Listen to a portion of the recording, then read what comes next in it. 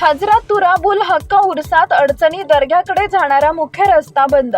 राष्ट्रीय एकात्मतेचं प्रतीक मानल्या जाणाऱ्या हजरत सय्यद शाह तुराबुल हक्क रहे यांच्या उर्सास येत्या 31 जानेवारीपासून प्रारंभ होत आहे। उर्सानिमित्त राज्यासह परराज्यातून हजारो भाविक दर्ग्यावर दर्शनासाठी दाखल होत असतात। मात्र या पार्श्वभूमीवर जांबनाका येथून दर्ग्याकडे जाणारा मुख्य रस्ता पोलीस प्रशासनानं बॅरिकेड लावून बंद केल्यानं नागरिक व भाविकांमध्ये तीव्र नाराजी व्यक्त होत आहे।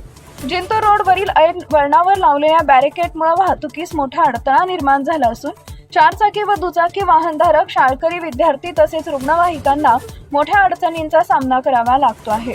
रस्ता बंद केल्यामुळे नागरिकांना महाराणा प्रताप चौक किंवा MSCB कार्यालय मार्गे वळसा घ्यावा लागत असून त्यामुळे वेळ आणि इंधनाचा मोठ्या प्रमाणावर अपव्यय होत आहे।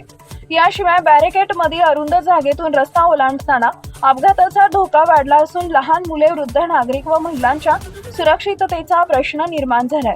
उरूस सारख्या धार्मिक व सामाजिक दृष्ट्या महत्त्वाच्या कार्यक्रमाच्या काळात नागरिकांना गैरसोयीला सामोरे जावे लागत असल्यानं पोलीस प्रशासनानं तात्काळ बॅरिकेड हटवून योग्य वाहतूक नियोजन करावे अशी जोरदार मागणी नागरिक आणि भाविकांकडून केली जात आहे। टाइम्स ऑफ महाराष्ट्रसाठी परभणी प्रतिनिधी प्रवीण चौधरी यांचा रिपोर्ट।